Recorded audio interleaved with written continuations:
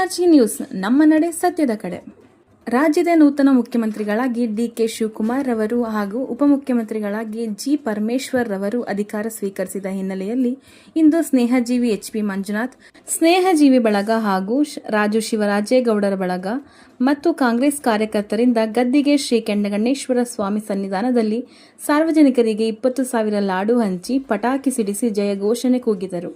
ಅನ್ನರಾಮಯ್ಯ, ಭಾಗ್ಯರಾಮಯ್ಯ, ನುಡಿದಂತೆ ನಡೆದ ತ್ಯಾಗರಾಮಯ್ಯ ರಾಜ್ಯದ 2ನೇ ಆರ್ಥಿಕ ಪ್ರಗತಿಯಲ್ಲಿ ಯಶಸ್ಸು ಗಳಿಸುವ ಕೀರ್ತಿಗೆ ಪಾತ್ರರಾದ ಸಿದ್ದರಾಮಯ್ಯ ಎಂಬ ಹೆಗ್ಗಳಿಕೆ ದೇಶವೇ ಮೆಚ್ಚುವಂತೆ ಮುಖ್ಯಮಂತ್ರಿ ಸ್ಥಾನ ಬಿಟ್ಟುಕೊಟ್ಟಿದ್ದಾರೆ.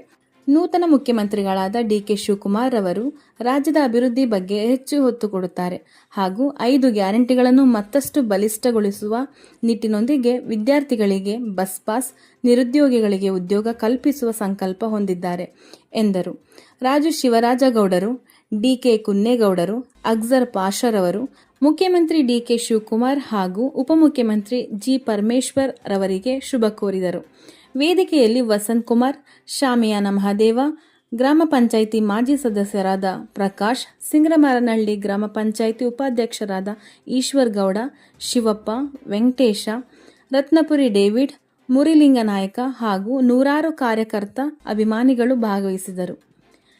ರಾಜ್ಯೋತ್ಸವ ಸ್ನೇಹ ಬಳಗ ಇದೆ. ಆ ವತಿಯಿಂದ ಒಂದು 20,000 ಲಾಡನ್ನು ಮಾಡಿ ಇಡೀ ಹುಣಸೂರು ತಾಲೂಕು ಎಲ್ಲ ಹೋಬಳಿಗಳಲ್ಲೂ ಎಲ್ಲ ಕಡೆ ಹಾಗೂ ನಮ್ಮ ಊಡ ಜಿಲ್ಲಾದ ಅಮರನವರು ಏನು ಒಂದು ಆದಾಯಮೇಲೆ ನಮ್ಮ ಡಿ ಕೆ ಶಿವಕುಮಾರ್ಗೆ ಇಷ್ಟ ಅಂತೇಳಿ ಅವರು ಸುಧಾ 5,000 10,000 ಬಾಟ್ಲುಗಳನ್ನ ಬೆಳಿಗ್ಗೆ ನಮ್ಮ ಹುಣಸೂರು ಟೌನ್ಗಳಲ್ಲಿ ಎಲ್ಲ ಉಚಿತ ಕಾರ್ಯಕ್ರಮವನ್ನು ಹಮ್ಮಿಕೊಂಡಿದ್ದೀವಿ.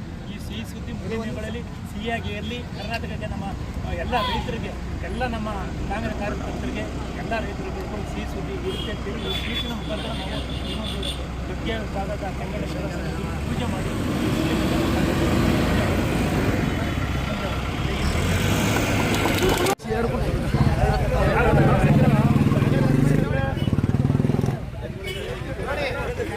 ಈಸ್ಕಳಿ ಬನ್ನಿ ತಾತ